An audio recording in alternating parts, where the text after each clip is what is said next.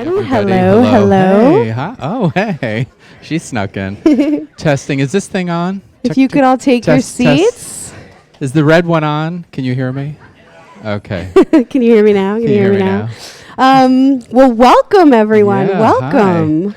So we a little groundskeeping. Housekeeping. We have some housekeeping items to discuss. It's because of Anna. Anna's a gardener, and so I'm just in the garden right now. Housekeeping. Yes, if you guys, you're a landscape designer, right? Oh my gosh. That's where you okay, yeah. So our cell phone best friends that if you're like me, you have in your hand, purse, or pocket at all times, if you can turn them off or silence them, that would be fantastic. Even the vibrating sound can be very distracting, and I promise 90 minutes in here with no cell phone is so worth it, as you well know. And have you turned your phone off? My phone's in my office. Okay, very good. It's a good thing. And we are streaming live, so we want to say hello to everybody everyone, all around the welcome. world who's watching right now. Welcome. And you all will be potentially on camera, so is there anyone who does not want to be? And if that's the case, we can sit you in the back. Anyone who'd want to move? You're all gorgeous and camera ready, so... They are a good-looking and group, as I right? thought, they're USM grads and they know how to shine Yes, and current students. absolutely. So shine away, guys.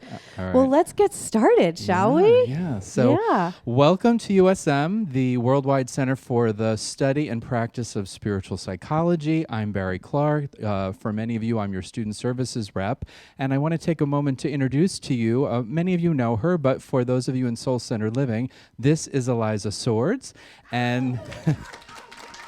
Thank you. And she is the admissions advisor for the second year program, so she's a delight to speak with, so you'll most likely have that opportunity. Well, thank you, Barry, and I'm so excited to connect with each of you. Those of you I know, I'm excited. Those of you I don't know, I'm so excited to get to know, and everybody online.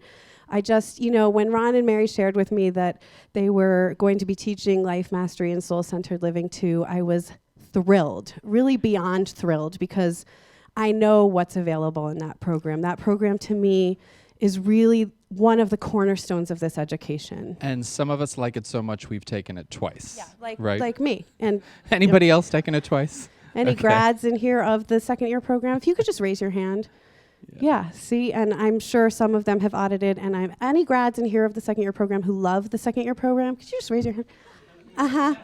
That's what I thought was going to happen. Yeah. It's really a transformative year. Some of us even like, how's your book going? Oh, my book? That's funny. It's finished. Oh, congratulations. Thank you. Congratulations. Thank you. Yeah. How's your script going, Barry? Oh, that's done, Eliza. Oh my God. Yeah.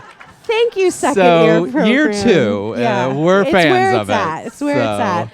And it's just such a delight to come together tonight as a grad community and current students to really dive into the magic that is this program. We could talk about it all night, probably, but you didn't come here to hear us talk about it, did you? No. So what can we say? Yeah, we want to introduce a couple of people, and to start with Ron and Mary. Most of you, well, how do you introduce Ron and Mary? How do you introduce Ron and Mary? Almost 40 years, I think it's 37 years that they've been teaching these programs in spiritual psychology. They also developed all of these programs, so that's a tremendous body of work. And faculty Licia Rester Frazee has been here for over 15 years, supporting the growth and transformation of this education, and it's just we've all gotten to partake of their brilliance, their mastery, and their magical soul-centered leadership. That's absolutely true. So please help us in giving a warm welcome to USM's President and Chief Creative Officer, Drs. Ron and Mary Holnick. And of course, faculty member Licia Rester Frazee.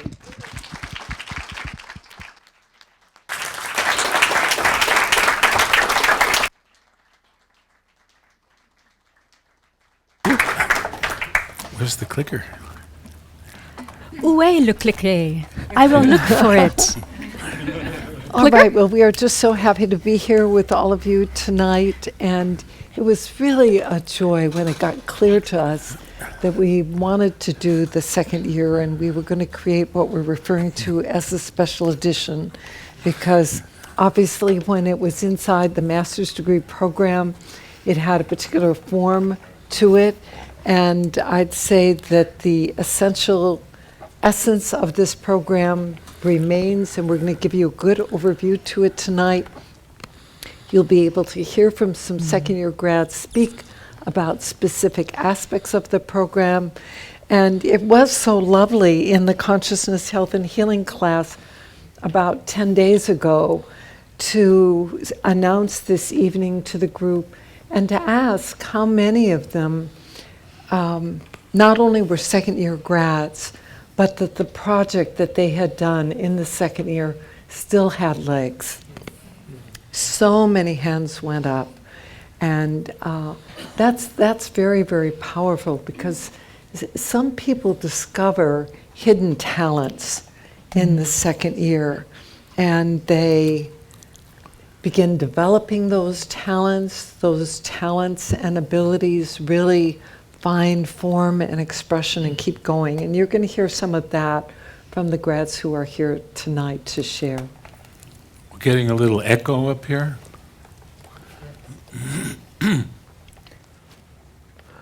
So, Okay, well, so- shall we, do you have anything, either of you have anything you want to add? Well, I'm just delighted to have the opportunity also to share with you tonight, and because in my role, what I get is a delightful twofer. I have one foot in the student and one foot in faculty, so that's really my role too, is if you have questions about what is the experience as a student. So lots of opportunity to get your questions answered. All right, so, wow, look at that. Look at that graphic. I mean, that's Lenore. Thank you, Lenore, for all the beautiful graphics. Yay, Lenore. I mean, really, do we need to say more? Doesn't that do it? All right, let's talk about life mastery and soul-centered living too. So let's start here. Originally, this program came forward. We were doing a master's degree program that was 1 year. We had been invited to Philadelphia to offer it. And when it came near the end of that first year, they said to us, well, you have to design a second year.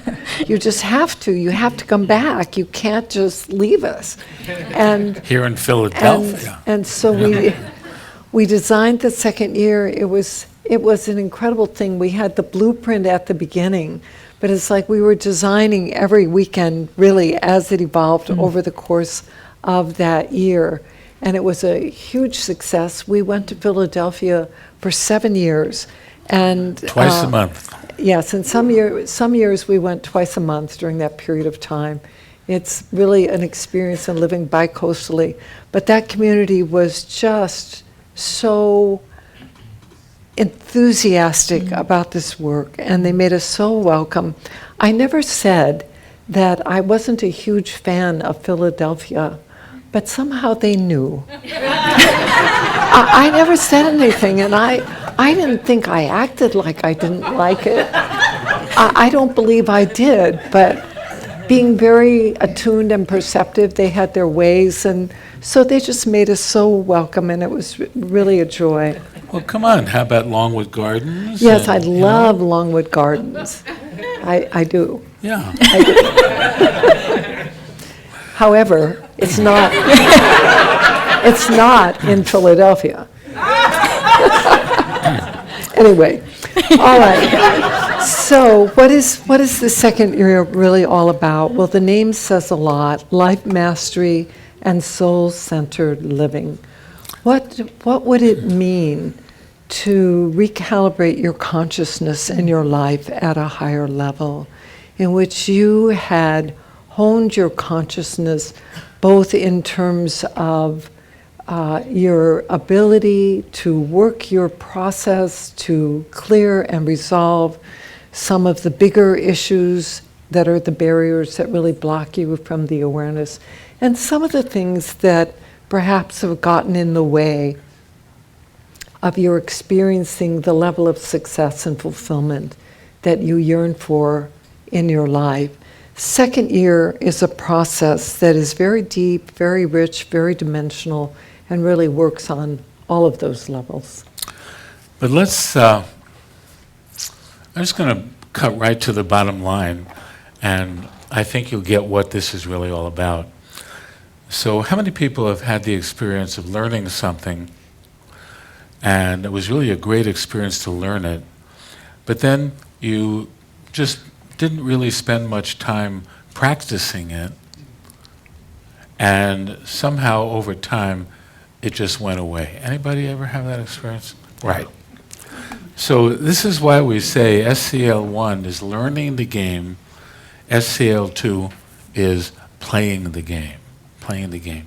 Because it is only through playing the game, and you might think of this as a supervised playing of the game, that you start to build the muscles and the reflexes and the responses that when certain things happen, you run it through the lens of what you're learning, as opposed to the learning is on the side and you just run it through the lens you've always run it through.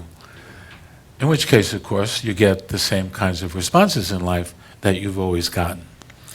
So it's an immersion into the thing itself. And in order to do that, we focus in on several areas that everybody has in their life. And so we'll talk about those in a minute. And we say, all right, if we're going to use these skills and practices in this particular area, let's take that on for a year and see what results we get. And we get all the support of the class to help us with that. If we're going to do a project out in the world, that's what they were talking about, a script and a book, and and stay with it, and stay with it. What kind of results will I get? Not to mention the fact that I'll continue to build that skill development. So you grasp that one idea, you have the sense of the value of what this is all about. So the second year not only has these various dimensions that we focus on, and we'll talk about them in a minute, but it is a container.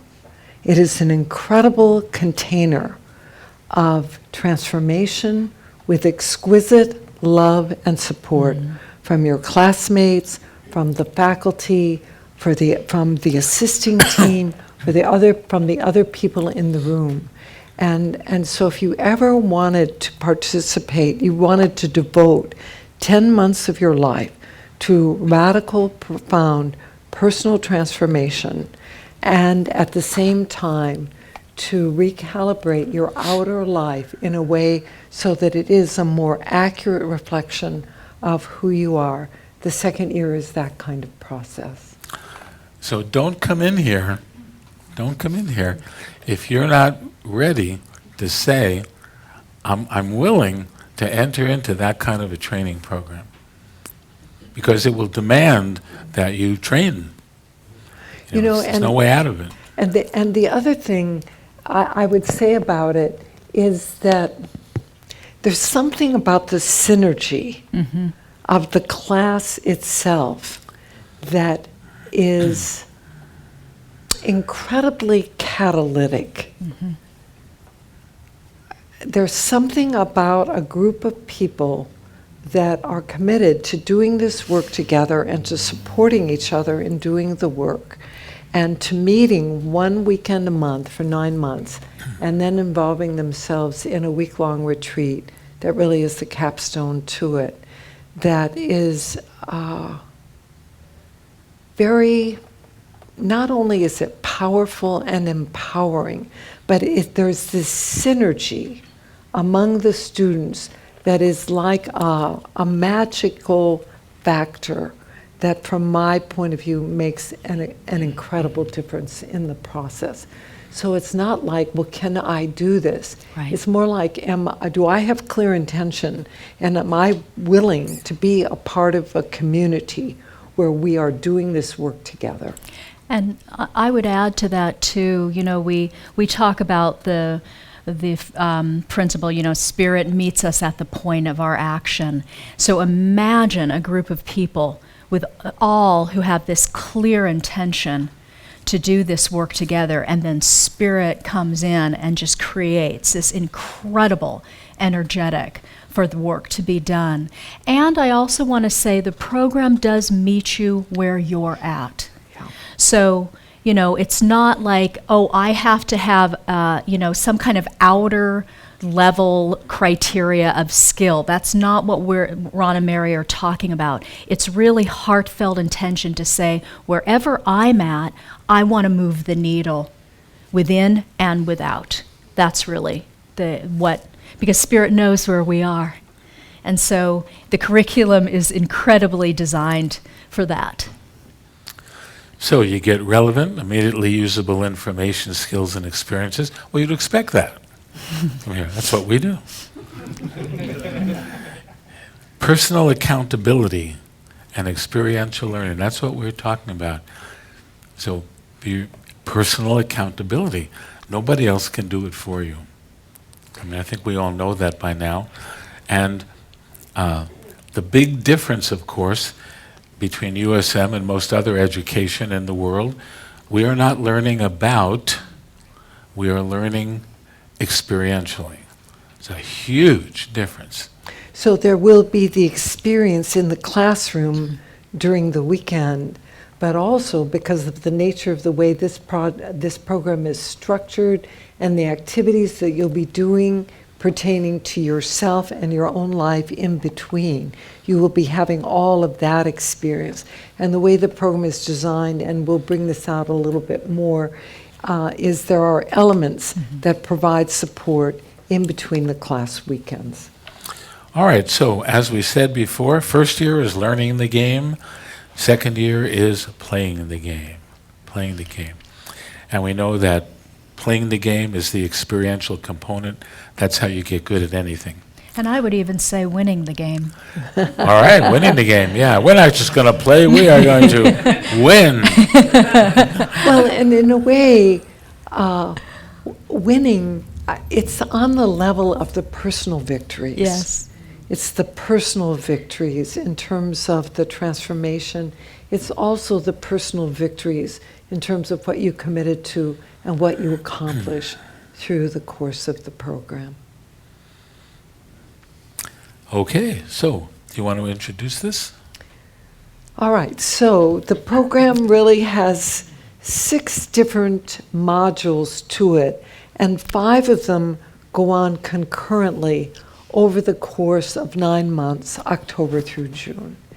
And we're going to review each one of those elements. They are designed to support you in awakening in your consciousness, to assist you in healing unresolved issues within your own consciousness, and developing greater mastery in your everyday life. So what does that really mean, that part about greater mastery in your everyday life? I think so much of it has to do with how you show up and how you approach situations and circumstances in your life. And there's something about another year, a second year. It's like, it really is the first year you learn all these skills, you learn the spiritual context, you learn the learning orientation to life. But in the second year, because you're applying it in these different aspects of your life, that it really becomes more integrated, and you develop greater facility and mastery. I remember a woman who was in the very first class.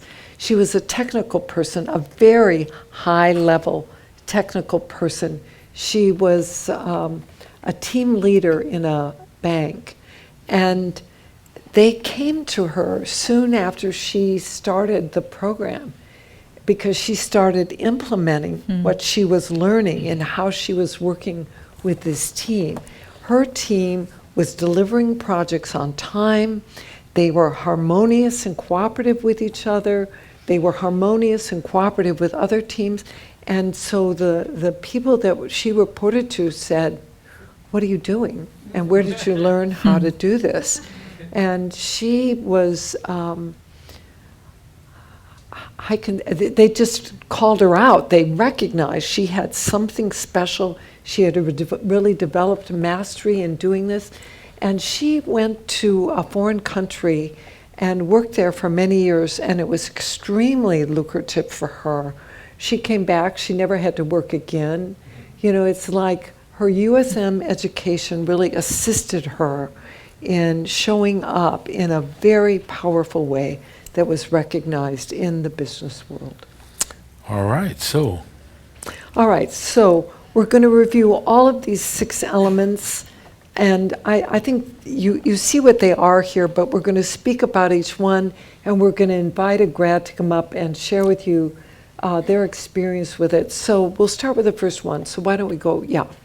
The first module is focuses on the healing of memories, the healing of memories. And the byproduct of doing this level of inner work is that we cleanse the lens of our perception. So what does that mean? Well, this part of the course is set up such that every month we deal with a particular period of life. We go back to that time. You have the opportunity to address any material that may have remained unresolved in your consciousness having to do with experiences that you had as a younger person that you really had no idea how to process them, how to make peace with them, how to bring them to resolution inside yourself, even how to ask or receive support for them. This is an incredible, incredible process. And the lens of our perception, I always think of it as right up here, over the third eye.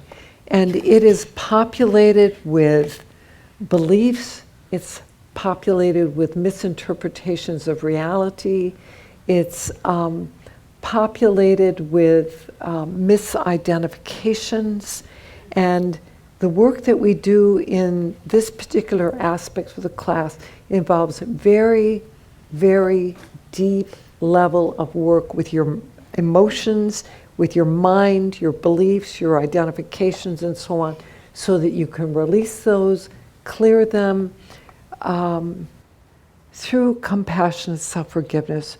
You know, one of the principles of spiritual psychology is healing is the application of loving to the places inside where there's hurt. And all of us have unresolved material within our consciousness. We couldn't be here on the planet. And so if you take this up even a little bit higher, this course is designed to assist you in doing the inner work that will help you address your spiritual curriculum and elevate your consciousness so that you are so much more aware of yourself as a presence of love.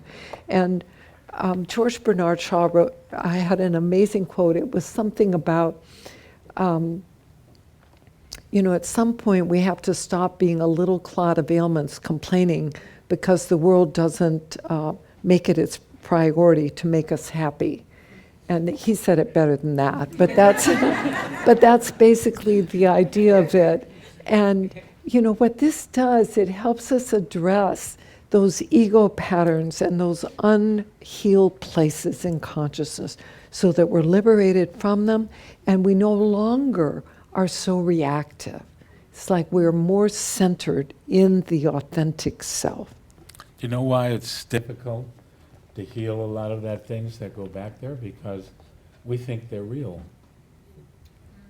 But if you think about it for a minute, they're not happening in the moment that you're thinking. They happened many, many, many years ago.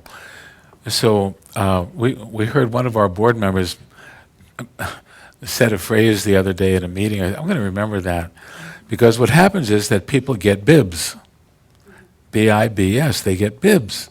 I said, what are bibs? Baked-in beliefs. And you think about it, that's kind of how it is. The more we have that process going on, the more baked in they get, and the more challenging they are to release. So some of them, you have to go back and work on them and chip away at them, much like someone would chip away at a sculpture from a piece of marble. But what's the good news? We know how to do it. But that's where practice over time comes in. Just knowing that isn't going to do it for you. We have to be willing to get in there and over time just continue to do the work. There isn't anything that's going on in anybody's consciousness that can't be released. Isn't that a wonderful thing if you think about it? And it has to be that way. Because at some point we'll let go of it and then it won't be there anymore. Well, if it won't be there anymore, then it's only real as long as we keep it going. So we keep hammering that point over and over and over again and taking you back in time, each time of which you have the opportunity to bring one of these up or more than one and let it go. So It also helps to have a whole bunch of people in the room that are doing it at the same time. there are just a couple other things I would say about this. It's the compassion, the level of the compassionate self-forgiveness that we do in these particular trios is designed to assist you in clearing the pattern intergenerationally. It's designed to assist you in clearing it through all time. We work with it very explicitly. And so there is an activity that we do in that course. And Eliza, would you come up and talk about your experience with the healing of memories? And Why, I'd love to. all right, thank you, thank you. Being unaccustomed as I am, Hi guys, it's me again. It's such a beautiful introduction to this module and this work. And before I talk about the healing of loving, I just want to say one little thing, touching on something Mary said earlier about the magic. For me, the way that the modules, the 6 modules, dovetail together creates this alchemical process where if there's something for you that's ready to be healed, cleared, lifted, or inspired, or downloaded, if you show up to the class with willingness, it will get done. It's that simple in this program, the way that it's been so brilliantly designed. So history of loving, I mean, I could talk about the whole program all night, but I'm going to just talk about the history of loving, which is sort of the culmination of the healing of memories module. And after spending, the whole program in these sacred trios looking at age stages, I had the opportunity to pick a handful of relationships, events, experiences in my life that I was still in upset because, that I still had, gunkiness around, and that I was aware there was still opportunities for healing. And there were plenty of them to choose from. And I was so blessed to be able to do this process where you apply, it's a 5-step process over these relationships or events or age stages or misidentifications that come forward. And through that process, my gosh, the illumination that came forward about how much space was being held in my consciousness with limiting interpretations, with misidentifications, with emotions and feelings and just stories that didn't serve me at all anymore.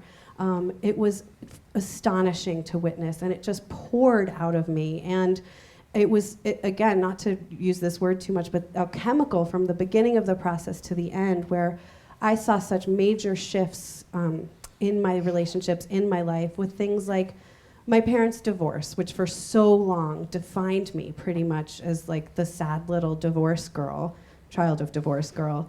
And this process just lit that up and totally showed me that that's not at all what happened, that I really got to relate to this divorce that previously had defined me as like a miserable person, with compassion and understanding and patience and loving for all 3 of us, well, 4 of us, my dad, my mother, myself, and my stepmother. And my stepmother, through this process too, I wrote her a letter. It was part of how I did it. And when I applied these steps to it, my heart just broke open for the loving that I had for her, for the loving that I discovered she had for me. And all of the stories about the wicked, evil stepmother just disappeared. And I just loved her. And I was so grateful that she was taking care of my dad. And the relationship used to be really dramatic and difficult and scary for me. And today we text all the time, just, I love you. And that's really because of the history of loving, So when I completed it, I had a project team member come over and I showed it to her. And she said, my gosh, Eliza, it makes so much sense that you've been so tired for so long. Look at all these judgments you've been carrying around. And I looked at it was rather large. I'm a writer, so I write a lot. And I was like, she's right. And I all of a sudden realized with such pristine clarity, as I had heard Ron say so often in class, I can just let these go. Like, just let them go. I don't need them anymore. And this weight lifted off my shoulders, literally, and I just got this, in the moment, referential experience point, or experience referential point, you know what I mean, of the fact that, like, I got it in my bones, basically, that everything happens for me. Everything that happens for me. And where I might be complaining about it in one point, if I can work this process and move forward, I can find that and continue with healing and growth and expansion. And that, that has served me indefinitely, and I don't have words for how much that has served me moving forward. So healing of memory is one of the many gifts of the second year program that just keeps on giving and giving and giving. And thank you for letting me talk about it. Thank you so much, Eliza. Okay, let's talk about the second module, relationships. Anybody here in relationship? Anybody here in relationships that you wish would be better than what they are? Anybody here in that category but just refuse to raise their hand? So again, relationships is something that's going on all the time. It's going on all the time. Is there a experiential process or a way to be in relationship that tends to result in more fulfilling relationships? And the answer, of course, is yes.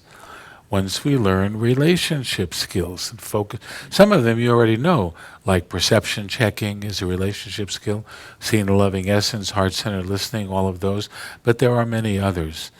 So, did you want to say more about that? Or? In this particular course, what we invite everyone to do is to go inside, you can do this right now, and consider what is the most difficult or challenging relationship in your life. I see some of you smiling. You've already got it. And what we do is we encourage students to select this particular individual as the focus of what we refer to as the relationship project. And this module is really based on the principle that outer experience is a reflection of inner reality, that our relationships with others tend to mirror our relationship with ourselves. So part of what gets mirrored to us is the beauty, the glory, the majesty, the giftedness, all of those wonderful things that others mirror to us. But also what is mirrored to us are our own resolved issues. If I have an unresolved rejection pattern, then I will attract relationships with others where I will experience myself either feeling rejected or I'll get busy and reject them. So the process that we do is very systematic. We help you take the temperature of the relationship at the beginning, what's current reality now. We encourage you to create an ideal scene, what would I like it to be, and we support you in doing the inner work to really let go of the unresolved material within your own consciousness. And we have seen so many magical and miraculous transformations. There's a lot more we could say about this particular course, but I think it's probably Hannah, your Hannah. sharing would help illuminate this a lot. So Hannah, would you please come up?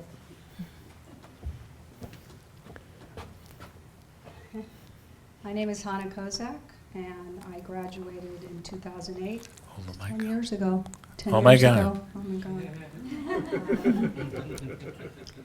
I was working as a stunt woman in Hollywood for 25 years. And I did high falls, stair falls, and train falls, and car hits, and bike hits, and Wow. And fire you're- burns. And you're still alive? I'm still alive. And driving. And I basically set out and did everything that I had challenged myself to do as a stunt woman. And I became intimate with fear. Mhm. And I believe that a great power comes from walking into what literally terrifies you the most.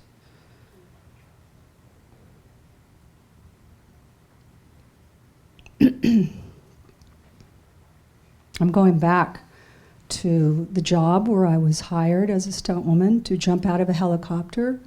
I had to jump out of that helicopter on top of the tallest building in downtown LA. It was the US Bank building. I think it's still the tallest building downtown. And I jumped,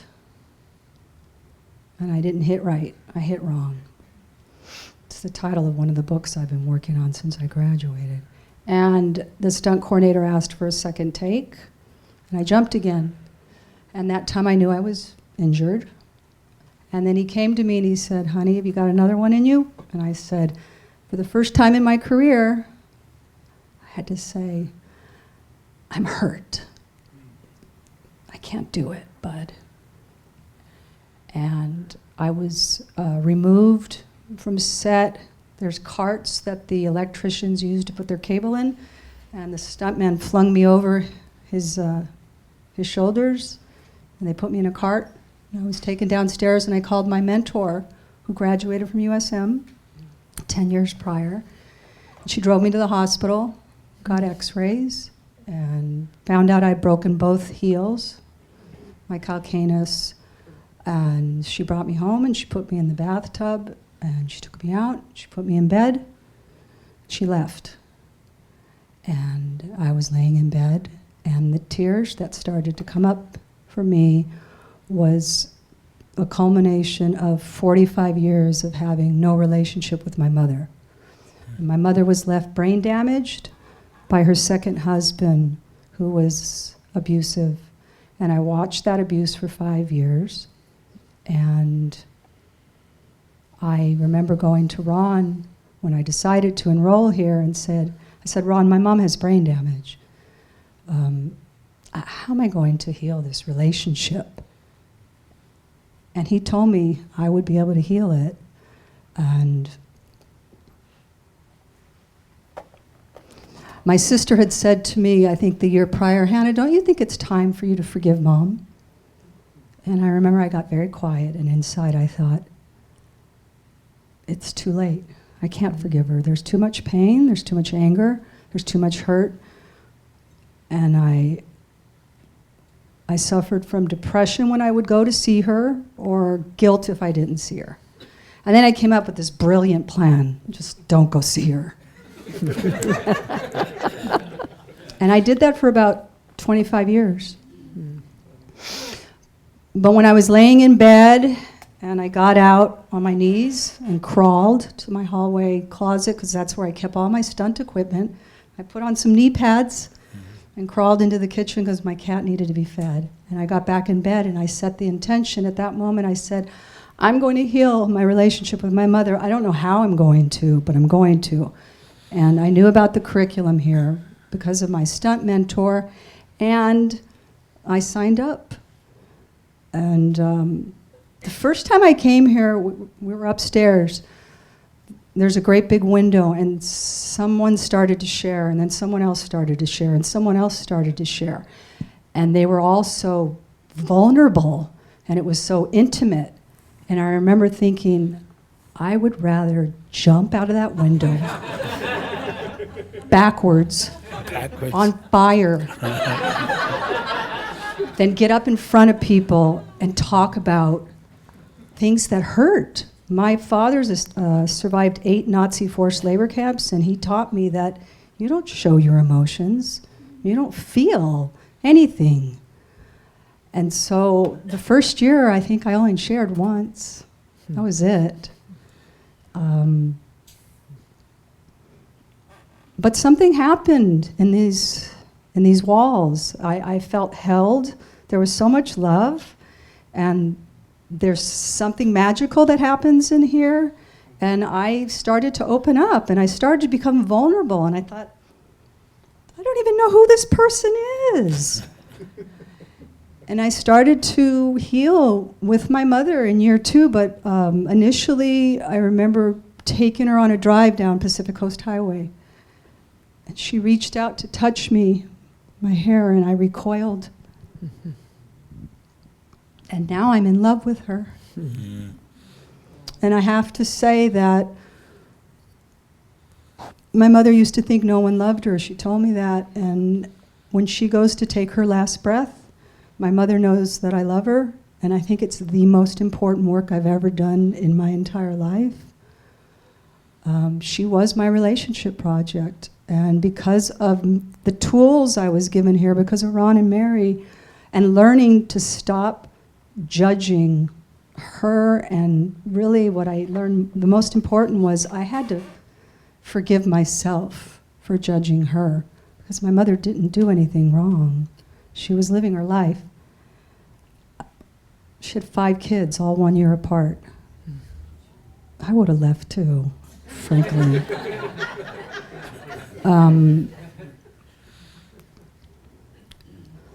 There was something else I wanted to say, but my other project was to be a stills photographer. And 1 year after I finished this course, I started about 6 projects, photo essays, and there was an article recently published, I think it was in Forbes, and Mary saw it. My show is at the Los Angeles Museum of the Holocaust right now. It took me 9 years. I retraced my father's steps to Poland, and I went to Germany and Prague, and I have visited 18 concentration camps, including the 8 he was in. And my show is up for 3 months. I have a photography show. And I've also done a project on my mother. He threw the last punch too hard, and that made it to Duke University as a first finalist for their first book prize in photography. So everything I set out to do at USM, it came to fruition, like 100%. I can't say enough about what this school has done for my life. I was very, very angry. I was really angry at my mom. And I actually, I don't know what would have happened to me if I hadn't come here. And thank God I broke both my heels. Thank you. Beautiful. Thank you so much, Hannah.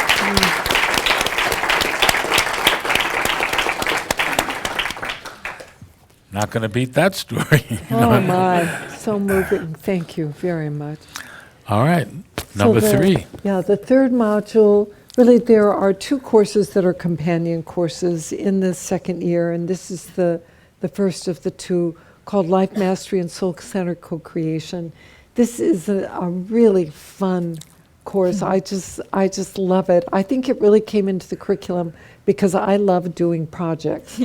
I love having projects. I love the process of co-creation with spirit, because there's always the vision I start with, and then there's the inspiration that occurs. There are the obstacles that I meet and things that lead to a better outcome than I had originally envisioned. And so in this particular module, everyone chooses a project, something that's truly heartfelt, meaningful, be a difference that would truly make a difference in their lives. And they go about designing it, implementing it, and completing it over the course of the 9 months. People do all kinds of extraordinary things. Either of you want to add anything about this? Or should we just No, hear you said from- it. Yeah. Should we just hear from Yeah, let's Jesse? hear. Jesse, please come Yeah. up. Hi, I'm Jesse Gross, and I graduated in 2009. And this second year project for me was revelatory. I was working in the insurance industry, and I was working a lot. And it was a seductive place to be. Gosh, my heart's racing. Hello. I must be really excited. It was a very seductive place to be. I made a lot of money. I worked a lot. And but on the inside, there was a part of me that was dying. And I was aware of it. And I knew that because I was drinking a lot. So I was either working or drinking or dreaming of not working and probably drinking less. And so that's pretty much what I was up to. And so luckily I found USM, and I too was a little resistant to what I judged as woo-woo, because I was, wanted to get some serious work done, and I have a dream, and it was that kind of, very masculine, very almost self-loathing approach to my dream that was actually in the way of me accomplishing it. Eckhart Tolle said once that if you make something beautiful in an ugly way, it's not beautiful. And the dreams that I had were to be a coach and to lead international retreats and be an author. You can tell it's like still really touching for me. And but this was a soft dream. This was a beautiful dream. This was an artistic dream. That's how it lived in me. And yet I kept trying to kind of rah-rah myself into it. And so I would make a leap, and then I'd fall on my face. I'd judge myself, and then I'd crawl back to the job that I knew. And Mary said once, you said once, that the second year project is a meditation. It's a 9-month meditation on self-forgiveness. Which was so powerful to me because I didn't even know what that was. I didn't even get what self-forgiveness meant until halfway through my second year. It was like this neat concept that didn't apply to me, I thought. And so I completed my project, and I quit my job, and I actually completed my relationship. I moved to a new town. I went for it. And I was all in, and it was terrifying and lovely. And I led my first retreat, and I didn't kill anybody, and I was like, this is good. And so here I am, almost 10 years later. I'm doing what I set out to do. I've completed 3 books. I've led retreats all over the world. And what was so beautiful for me was the structure kept me in line. And then the self-love and the self-forgiveness and the softness and the community and it's like I needed people close to me who could love me through the internal violence that was going on in my mind, saying, there's no way you can do this. It's not going to happen. Your life is not inspiring. You have a job you don't even really care about. I had some very negative stuff.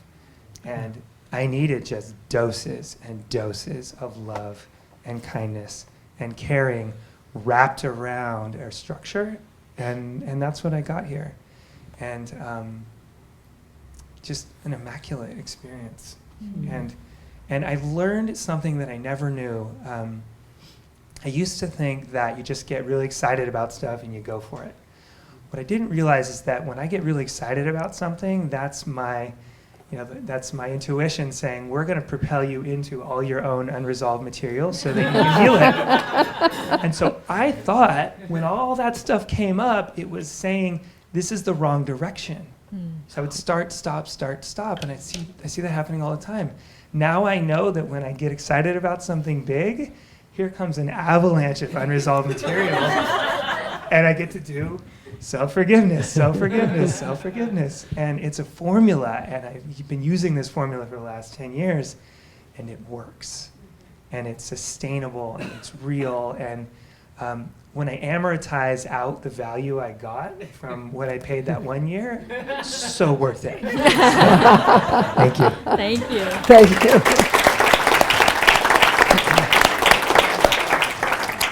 All right, so let's talk about the adjunct The companion part of that, the course. companion course. Yes. It involves you in being part of a small group. Usually it's 4 or 5 of your classmates, and we refer to them as accountability project teams, where you have the opportunity to meet together outside of the classroom. This year you'll also meet together in the classroom. And the focus of the team is to love and support each other into successful completion of their projects, and to assist each other in being accountable to what it is that they said that they wanted to do. This is powerful. We have project teams that have continued meeting after the participants graduated from USM. Some of them have been meeting once a month for over 20 years. Really? Which tells you something about the extraordinary value that they have found in this particular format, and also the level of connection, intimacy, support that they co-created together. It's incredible. I mean, there's another element to the project team that I will mention, and that is sometimes people find that they unwittingly selected a project team that happens to be populated with people like everyone in their family of origin. If you come into the second year and this happens to you, this is not bad news. This actually means that you are on a fast track to some profound opportunities for transformation and healing. So don't come crying to us about how you are on the wrong project team. It's like, get busy, start doing the inner work. So The other thing I want to share about this and how profound it is, you know, the word accountability is bantered around quite a bit, but you will have the opportunity to really understand and live what is soul-centered accountability. What does that even mean? And that alone is such gold for our lives, because I think we all have just deep, heartfelt aspirations and callings. And accountability is really one of the foundations of being able to live the life and the inner leadership, the soul-centered leadership that we really see for ourselves and that we really are in our authentic self. So this is going to be a very rich module where we take a deep and sacred dive into and explore that topic. And what does that mean for each of us? And how do we show up? And how do we show up for one another on our teams? And of course, all of that parallels how do we show up in our life? So all of the courses contribute to the process of you developing a greater level of mastery. Mastery within yourself, mastery in terms of how you approach and live your lives. And what Licia was just sharing is a very important key in all of that. So, Walter, would you like to share about that particular course? I'm Walter Verzoma. I graduated 2016. It was the last year. And as Mary just mentioned, it's my project team. It was just brilliant. There were 2 perfectionists in there, and I'm perfectionist. and I think we really competed for who is more perfect. And even, as you can hear, I'm from Austria. It's like Perfektionist in Deutsch, in German. It sounds even a little bit more perfect. It was first year perfectionist squared. Second year, I think I lost it 2. After that year, I think it's only per, maybe. So I'm still working on this one. But yeah, the team was fantastic, helping me to glide through this, and we challenged each other. We had real discussions. It's like we had, can we say this? We had fights, arguments, and they were brilliant. They were really helpful to grow and to experience ourselves as well. And I have to mention, first, I thought of this perfect project, and it was bringing solar-powered light cells into Griffith Park, and they can be triggered with an app, with an iPhone app, of course. When they light up, you can give coaching lessons, and I thought I would walk there and imagine like Mary would meditate and bring us through meditation, and when she talks, it's just so brilliant. You could read a telephone book and it's enlightening. Then I realized with my accent, it would always sound like Austin Powers, like the villain. And so I quickly thought I need a different project. And since I grew up in a medicinal family, my father was doctor and all my brothers are into medicine. And I started music and tried to be like a perfect musician, because in Vienna, they all died there at least. It's like Beethoven, Schubert, Mahler, you name them. And so it was very challenging to study there. And I was relieved to come into the United States and bringing up music and medicine together. And that streaming platform I created is basically the dream. Can you imagine that you take medicine, that you can listen to music like you would take medicine if you have any symptom or syndrome? And so this platform, HealthTunes, which is the second-year project, helps people now in hospitals, and UCLA endorsed us, and we talked at Stanford a couple of weeks ago. In Vienna Hospital, they are doing a research study on bone marrow transplants and music, how it helps. Ellen DeGeneres called and wants to have a little clip on it. So this project propelled, and I feel differently now about it, not to be the best project. It just wants to be a project which shines and helps anybody. It's a project which is for free, available to anybody in the world, and I want to bring light. Tell them the website. Please tell them the website. The name is healthtunes.org. And maybe also about intuition, which I think I really learned here as well. Initially, the project was called Healing Tunes. And I meditated and was so proud. Healing Tunes came up. I trademarked it, I incorporated it. And when I talked to doctors in hospitals about Healing Tunes, they all looked at me, and finally a doctor said, this is not a good name. And Walter 10 years ago would just argue now and say, I meditated it must be great. And I sat back and nodded and did not really get angry, just swallowed a little bit and meditated again, and HealthTunes came up. And suddenly HealthTunes really made a big shift, and also that was available. I couldn't believe it. I could trademark it and got the website and everything going, and yeah, available to anybody. Beautiful. Check it out. Check it out. Thank you. Thank you. Thank you very much, Walter. Want me to go first on this one? Yes. So the next one, the fifth module, is called The Spiritual Scientist, Neutral Observation and Authentic Empowerment. And this is a practice that the more that you get into this, the more it just all by itself changes your life. It's just a different way of looking. You know, most people have beliefs and they have things they think are so, and they go about attempting to prove that that's true, if you think about it. The spiritual scientist doesn't do that.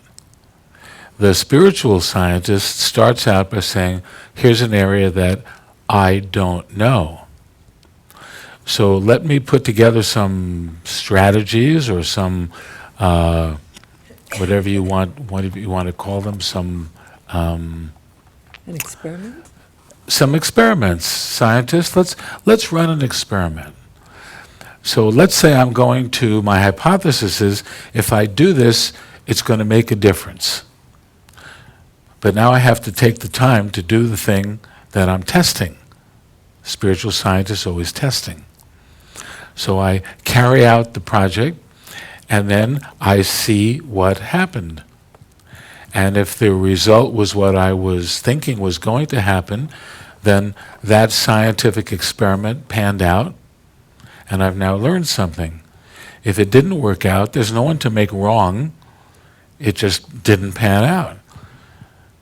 On to the next experiment. So I can maybe I didn't do something the way I thought I could do it in that one, so I'll do it a little bit differently next time. But you start to take on the attitude of the scientist as you walk through life. You assume nothing. You assume nothing. You're looking to learn from everything. That's a great way to learn how to go through life. So we work on experiments in the class. Did you want to say something more I think about Lisa that? is going to share about her experience Sure. with it. So I consider this module the hidden gem of second year because it's subtle, sublime, and profound. And one of the things that we spend a lot of time with on this module is really tracking patterns in consciousness. And some of you are aware that one of the big things that I came into second year about was a chronic dissatisfaction with my romantic relationship. So I had a pattern of judging my partner just up and down the block. And of course, I paid the price. I was always in suffering, and I was always sitting on the edge like, should I stay? Should I not? This is ridiculous. I can't believe it. You know, wah. And I knew that I was not alone in this, that my family lineage, especially my mother's side of the family, had really negative limiting beliefs about men. What we were I grew up with was that women were very powerful, women were very strong, were very capable, which was great because I got that set of beliefs, but I also got the set of beliefs of, and men are weak. And men have to be taken care of and coddled. So it wasn't until I started working with these patterns, and we do a project that we call the Genogram, where we actually track patterns, multi-generational patterns. And I had a revelation, and I still get goosebumps. As I started tracking generation after generation of my mother's family and my family, I started realizing that every generation of men in my mother's family were either physically or mentally disabled. Every single generation. I was stunned. It's like I knew about this, but when I saw it on paper, it suddenly came like as if it just was like came out of the page, and I was like, oh my God. This is why all of these women have adopted these beliefs. It was just their reaction to having to live and love and support these different men and the collective karma in my family line. And so right then and there, I said, it stops with me. This legacy stops right here, and I am breaking this karma. I am dissolving this, and I am completing it. Not only for myself, but for my entire line, both backwards and forwards. And this is the power of this work here. You can really heal intergenerational, multi-generational patterns. So that was the power for me of this. And it gave me so much compassion for myself, for why I had been running these unconscious and limiting beliefs, and also for all of those generations of men and women in my line that had been working with this and dealing with it. So that's my story about this. I like everybody else, I could talk for hours about the power and transformation I've received from the second year, but I did want to highlight that one because it's it can be so powerful, so profound, and so life-changing. And I know that my relationship with my husband is every day bears the fruit of me being able to just say, that's done. That's done now. So beautiful. Thank And you. of course, it wouldn't be USM without a spiritual psychology retreat. Which is the culminating course. It occurs after the 9 months are complete, and it's done in retreat. It is beautiful, it is sacred. People have the opportunity to part of it is after people have been together and done this kind of work together, and they know that everybody has done not only the first year, but they've done the second year, there is such a safe and sacred space for people to clarify intentions, to lay down things that in the founder's message, John Roger, the founder of the university, says that we will not seek to simply alleviate symptoms, but really we will heal and cure things for the last time. And from my point of view, that is part of the intention of this work here at the university. It's part of the intention in the second year, and it's part of what we witness not only throughout the program, but perhaps most especially in the retreat. So it's really a very beautiful event. Christy, you want to share some of your experience about the retreat?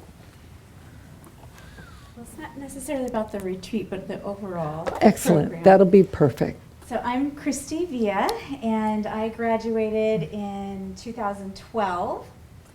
And before I knew anything at all about the University of Santa Monica, I was in a very successful sales career in the legal industry. So very successful on the goal line. And extremely stressed out and miserable. I hated my job. I complained about it all the time. I complained about the company I was working for. I complained about the management. I was under so much pressure to continue to succeed, which I was pushing myself to do, but I absolutely hated it and I wanted out. But I didn't know what to do because I had been in this career for so many years. Then I was introduced to the University of Santa Monica, and I was at an information evening much like this, and I was listening, about the 2-year program, and I thought to myself, okay, I can do this, and got really hopeful that through the process of the 2 years that I would find my new path, I would find my new career. So, find myself in the second year, and I'm asked to design a project, a heartfelt project, and I said, okay, this is it. This will be the structure that I will use to find my new career. So I did a dialogue with the part of me inside that was so angry and hated my current job. And I wanted to give it a voice and ask it, what ideas it had for me, because this was a great opportunity in the project, in the structure that was available. And I was really surprised to hear that all this part of me wanted me to do was have fun and play and create art and use my voice and play with paint. And so, I designed my entire project around full self-expression through creativity, which was a huge stretch for me because I had not done anything artistic or anything creative since I was a little girl. And I had judgments about it, like creativity and art and all of that were for kids or, irresponsible adults. So this was a stretch to do.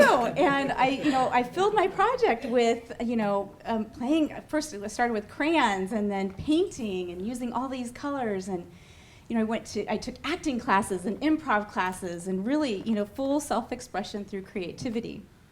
And I started to experience so much joy and peace inside. And it really took me by surprise because next thing I know, when I stopped to think about it, that joy and peace was like exuding to all areas of my life, including my job. Now, nothing changed at my job. Like, same company, same management team, same expectations on me. Except for now, I'm like, oh my God, I love my job. And I started having fun in my career again. And it was just amazing for me to have that experience. I'm like, oh, I really thought I was going to have a new career. And it was like, no, I love this job. And so the real win was the joy and the peace inside myself, okay? And as a side note, on the goal line, because all of the practices that I learned throughout the 2 years, but specifically in year 2, when I put them all into practice, the journaling and even the project, and I don't refer to it as a project anymore. It's just part of my life practices now. I've made all of these things part of my life practices. I create art now, every other week. Putting that all into place, I am experiencing so much success on the goal line. Like I literally work maybe half as much as I used to, maybe. And I'm like the top salesperson in my entire country and my division, and have been for several years, with such ease and grace. And I'm doing it like this, and it's caught the attention of upper management in my company, and it's a big international company. And they came to me and they're like, Christy, what are your keys to success? Will you please share them with the rest of the team, across the country? And of course, I responded with, yes, I would be happy to share my keys to success. And by the way, they're all rooted in everything that I learned in my classes in spiritual psychology and awakening to my authentic self. So I would love to share that. And they kind of paused. We don't know what that is, but please share with the rest of the team. And so I did. And so I've had this wonderful opportunity to share these practices and tools with my sales team across the country. So I am just so forever grateful for myself, putting myself in this program and completing it. It's just made a profound difference in my life. So thank you. Thank you. Thank you. Thank you so much.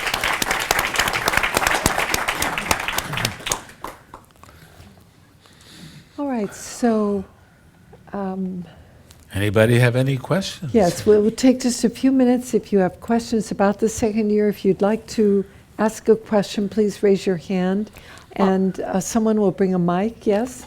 Okay, And let's go right also, there. if you are online, you can chat your questions. We have people who can gather those and also I think we take have someone those. down here. Yes, please stand right up. And we'd love for you to start with your name.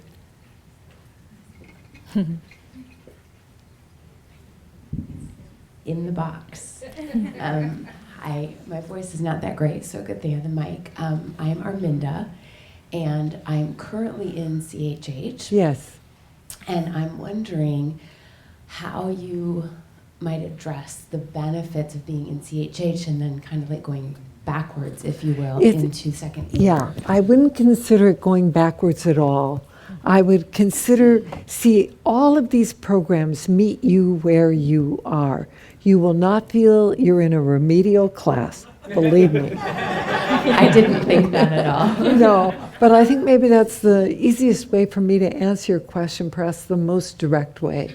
It will meet you where you are. It will not be going backwards.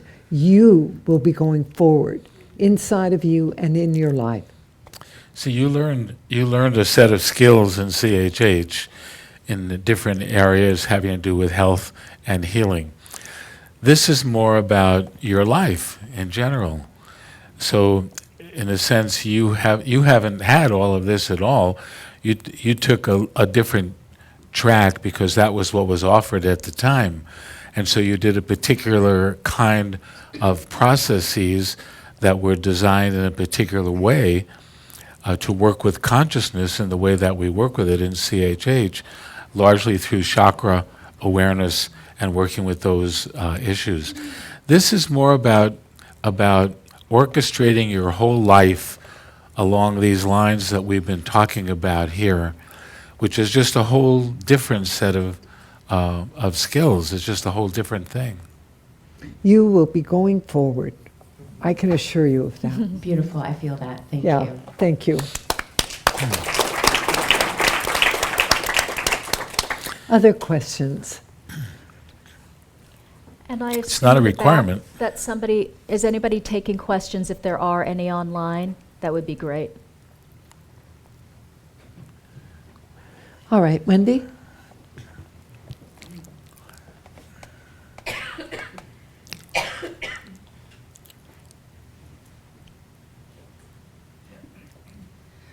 Hi, my name is Wendy, and I have a couple questions. I have already done second year, and I'm thinking about auditing, and I'm looking at the spiritual psychology retreat. And is that in retreat? Yes, it will be in retreat. So that will be the powerful program that I went through. Very, very similar. Okay, and I just wanted to, I'm thinking about this for my two sons. Yes. Who are both in University of Santa Monica right now. So one of the reasons I came tonight was for myself, and the other was to hear what you had to say, whether I would be encouraging both my sons to come into the program. And being that it's in retreat and the amazing healing I did in those 6 days when I went through the program, I'm just really happy to hear that that's what you're doing. Yes. And I also just wanted to mention to anybody who's listening right now, the way I got my sons to come to USM was that, well, first they saw the change in me, and then my husband came in because he saw the change in me. And I had a little encouragement on him to come in here. And then my sons, I bribed both my sons with money that I could afford, and it was worth every penny. So I just wanted to put that out there. Like, whatever it takes to help your family or your friends come in, that you can do that's in your integrity is so That's beautiful. That is beautiful. So Thank you. Thank you very much. And Wendy, both your kids are going to love it. Scott? Hi, I'm Scott. Will there be homework? Yes, you bet. Yes, you know, that is, we were talking about that question. We were anticipating that this question, but you know, I've forgotten what the answer was. The answer is yes, absolutely, because as you've heard, a big theme of this is integration. Yeah. The level of profound inner and outer transformation that you've heard from our grads here, myself, and I mean, you could just throw a rock at somebody who's done second year, and they would give you a story of profound transformation, honestly. That kind of thing, don't throw a rock, I'm just using that metaphorically. That kind of level of transformation requires a level of integration, engagement, participation, reflection, you know. So that's what the home assignments or writing projects, those kinds of things that they've mentioned are really for. I will say, as a student of the second year as well, as faculty that I've been involved with the second year, every single assignment is highly, highly relevant. You are not going to be writing about anything that doesn't have profound meaning for you. The other thing that I would add to what Lisi is sharing, it's like I have already been reviewing this curriculum with that question: what really is most essential? How can we offer activities for the students to engage in that will help create the kind of leverage and transformation, both inwardly and in their lives, that will really be beneficial? So there will not be the number of written assignments that we had when the second year was part of the master's program.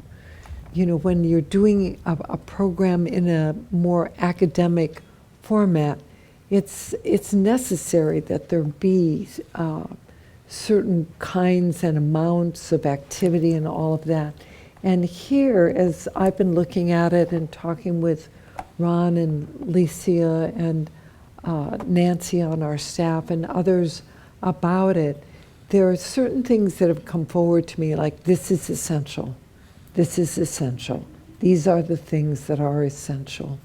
And there will probably be some things that we present that will say, this is optional. This is up to you whether you want to do it or not.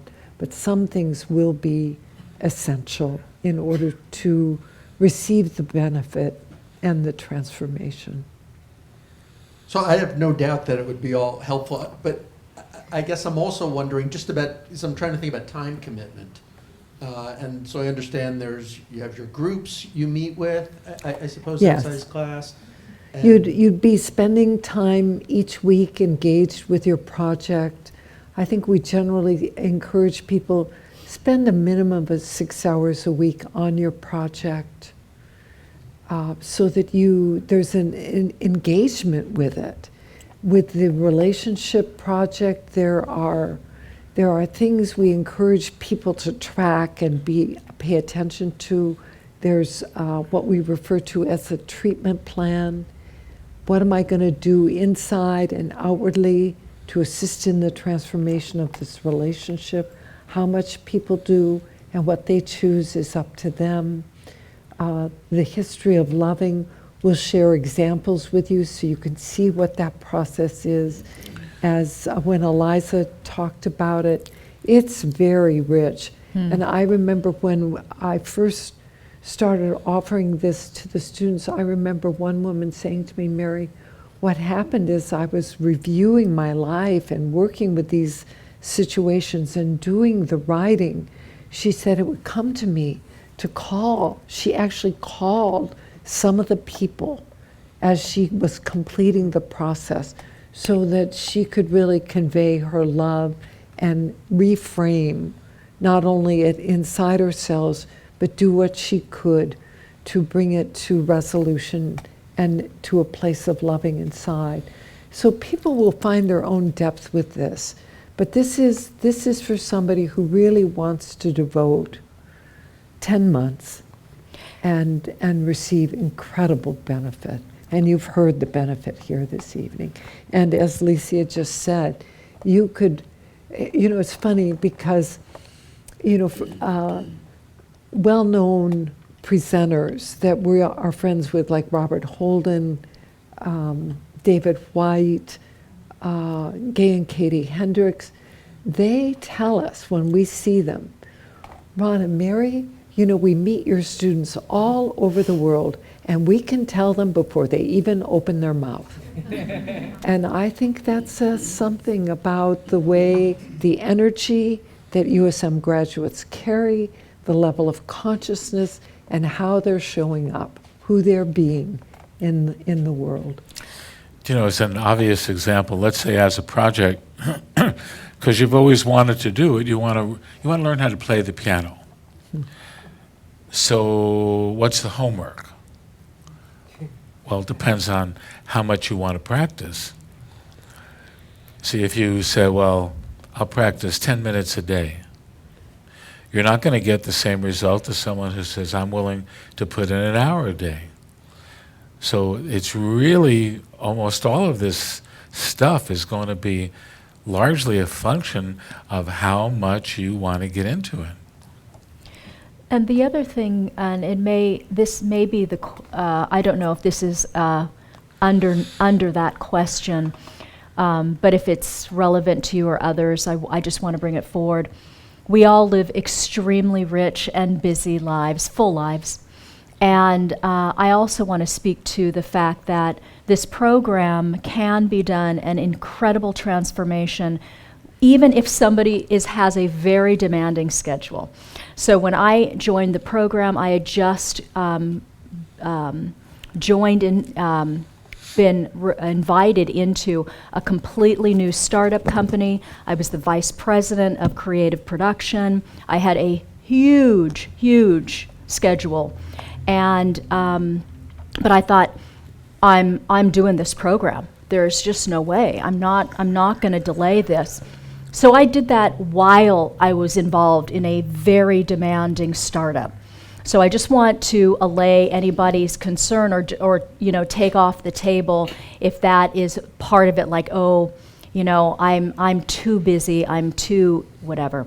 I just really encourage you to consider that this is doable inside of that context. Do you have some questions, Barry, from online? From online, all right. Thank you, Scott. Thank you very much, Scott.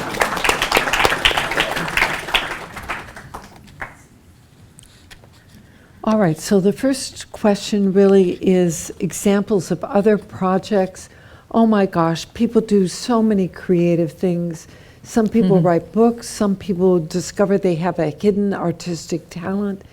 One lady did glass blowing. Yes, oh my goodness, she created these exquisite glass sculptures that she had blown. It was amazing. There was somebody who did a project of surfing around the world. Yeah. So she went to all these different countries and surfed. Well, and With her this one mother. was fascinating. Oh, with her mother? Because her did mother not was know her that. relationship project. Twofer. So, yeah, it was. It was. So Yeah. she took her mother with her to all these surfing sites. And it was a twofer, truly. I mean, the level of healing, I don't know that I would have quite designed it that way, but what the heck, it really worked for her. And some people launch businesses, people, Yes. really heart-centered businesses or service projects. I mean, can you speak to the woman who was working with women in prison in South America? What was that? Oh, my goodness. It was incredible. There was a woman who, Thank you, her Sonia. second year project was creating a business inside a women's prison in South America where these women would knit items. And this woman created a business where the items that they knit could be brought into this country and sold, so that these women received money, because in this particular prison, the women's children lived with them in the prison. And so this was a very heartfelt project and designed to really assist these women in experiencing their own value, but being able to create resources so that they could better care for themselves and their children in prison. I mean, this is an extraordinary thing. I mean, we could go on and Yeah. on. I mean, there's... It's really, it's whatever is heartfelt for you. So it's really what your imagination and heart and connection can create, that vision. That's really the project. There's a question here about the value of auditing. To me, how many in this room have audited the second year? There are quite That's a few great. hands up if you turn around. And So a lot of hands up here that you might not be able to see. Yeah. And really, I consider that I've taken the second year every time it's been offered. And I would say extremely valuable. Always such a depth of learning, healing, transformation. And there's something about when people are doing deep work together, their transformation very often, to me, has the effect of, it's like whatever that was in me that was in resonance with that just got lifted also. And so coming back in and auditing is magical. It's as I said to someone a few minutes ago, the program meets you where you are. So it's not like, well, I did this already. It's not the kind of thing where you feel like, Yeah. how boring. It's not that at all, because you come with real intention and commitment and you engage. It will be very powerful and elevating. I knew of a friend who actually was in my second year, who had taken the second year 7 times in a row. 7 times in a row. And he had the wisdom to know, I'm going for the next level, I'm going for the next level, and that's what he did. You probably know who I'm talking about. So, and this guy's a really smart, highly successful guy, and he just knew it was a self-honoring choice, like, I am going to clear this, and now I'm going to clear this next. And so, yeah, so that speaks to the power of the audit. So let's do the last one, Yeah. and then we'll go on. Yep. I'm intimidated about not having clarity on a project. Can you speak to that? How many second-year people in here went into the program and didn't know what their project would be? Look around. This is not... They can't look around. They're on the Yeah, camera. well, yes, hello. But there are many hands up in the room, and we do processes that are designed to assist you in deep listening inside to the wisdom of your heart to Spirit's guidance and inspiration. And at the end of the second year, in the June weekend, we have a what we call a gallery where people are able to bring what they created, and some people do presentations because that's the nature of what their process and experience has been. And when I go in there, I am in awe of the variety, the richness, the mastery, the creativity that's being demonstrated. So trust the process and trust that your own soul will assist you in bringing forward the perfect project for you. I would just add one thing to that. For God's sake, don't not come because you're not clear on a project before you get here. The act of coming into the energy field and being in a place with like-hearted and like-minded people will tend to surface something that you will work. I mean, we never had anybody come into the class in all of the years, and at the end of the first week they had to drop out because they didn't.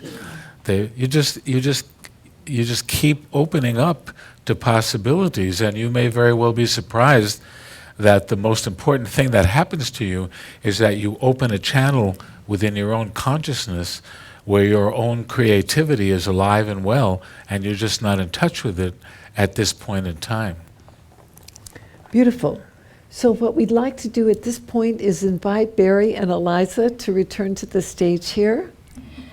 Ron, click towards. Hi, guys. That one. Hi. Hi. So what an evening, huh? I mean, incredible. It really is such an incredible program, and you can see why We've done it twice. we've done it twice. And maybe more Yeah, times maybe again. to come. So So there's still some really big, exciting news. sometimes we're the same person. It's true. weird. It's true.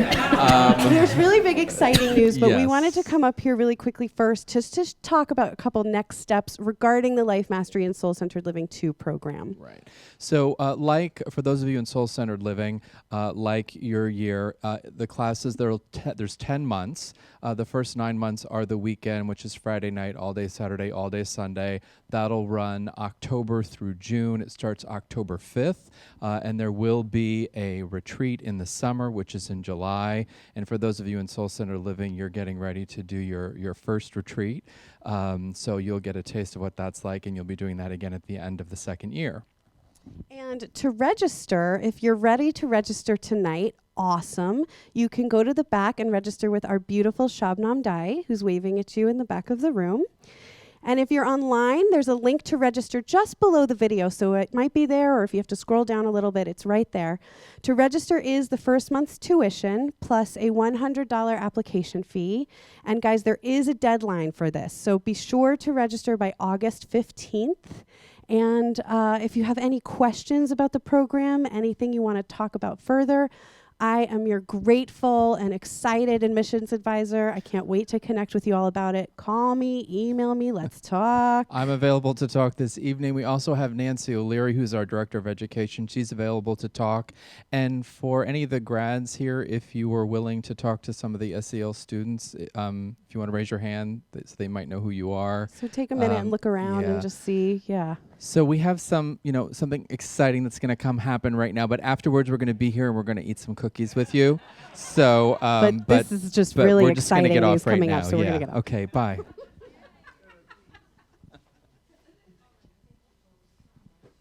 So Mark, would you come up and join us, please?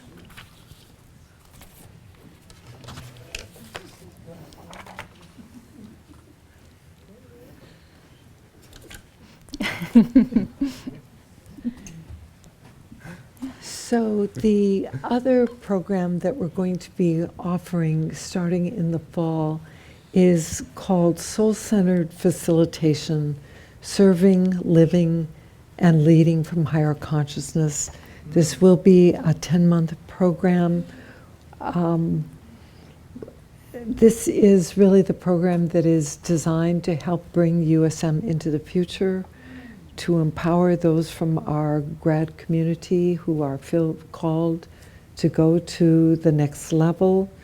We're going to be having a very special grad information evening in July, Tuesday, July 17th, and we'll be sharing about it. Ron and I will be involved in the design of this program, along with Mark and Licia. Mark and Licia will have a very prominent role in this program. We will be involved as well, but I do want to ask them to please speak about it. They are the lead facilitators in this program.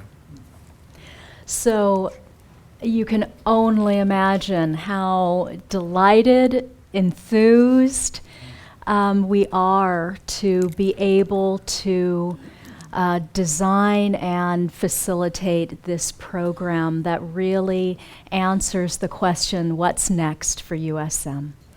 So this is really for individuals, grads who have really a calling to utilize the principles and practices of spiritual psychology within their professional life. And I'm so delighted to be working with this man. This is my ideal scene, I just want you to know. Good for me, I manifested it. This guy has, not only is he many, many years with USM as a grad, but he actually, for many, many years, has worked with staff because he is consummate at utilizing this type of work in the workplace and in business. So I am so honored to be able to work with you on this. Well, thank you so much, and it is absolutely mutual. It's the thing I say to my wife every day when I come back from us working together. It's like, oh my gosh, this is the best partnership in work I've ever had. So it's really wonderful. And there was something I realized today, because you guys might not know this, but this is the first second year information evening I've been to. All the other ones were first year. And so when you were going over all the modules, the first thing that came to me was what it was like for me when I first showed up to second year, which had two elements to it. One was that I didn't have enough time, and the second was the relationship project that I was going to do, that will never work. The project I picked, everyone's going to be successful but me, because that will never work. I mean, literally, I went in with that level of concern and resistance, but through the second year and the process of support and the process that is provided, I have to say, life-changing relationship project, life-changing project, period. And literally, as you were going through all the modules, it felt like, okay, so here's the context. I graduated in 1989.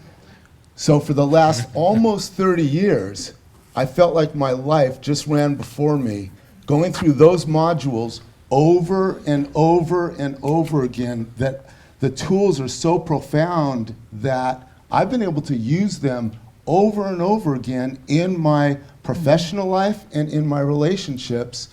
And it's like I've been aware of it, but until I saw it actually described in the modules again, it's like all the memories came back, and then I think, wow, I'm doing that now in this relationship, and I'm doing that now in this part of my project. Like, I'm using these all the time.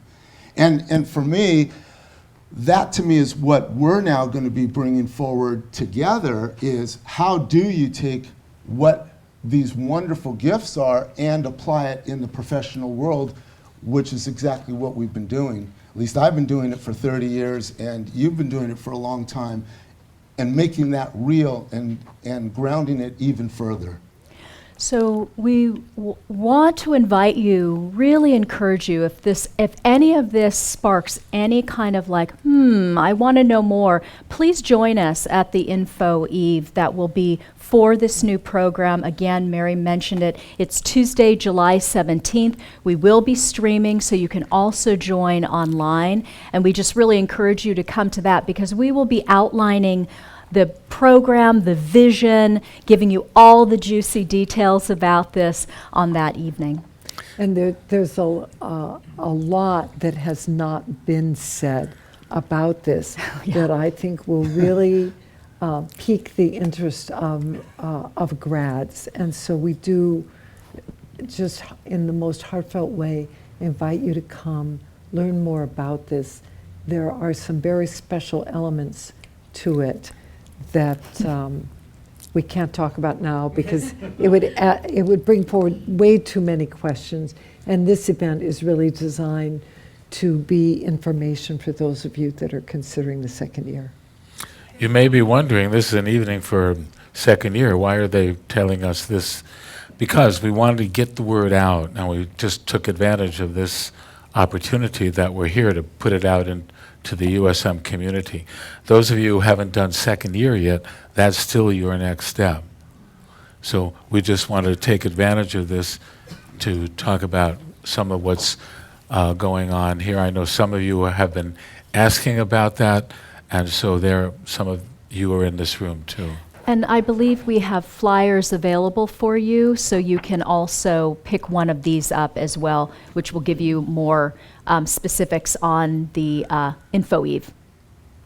And also is there a registration? They can sign up for the registration for the Info Eve, just for the Info Eve. Yeah. Great. So anything more, Mary? Mary's in charge. Thank you all for coming. We're just so delighted to be with you. There's something so uplifting about being in the energy and just sharing the heart and soul of this work and hearing from those of you that came to share. Thank you. Yeah, thank you so much. Thank you very much. And thank you all for being here. And we have cookies and drinks. Feel free to stay and mingle.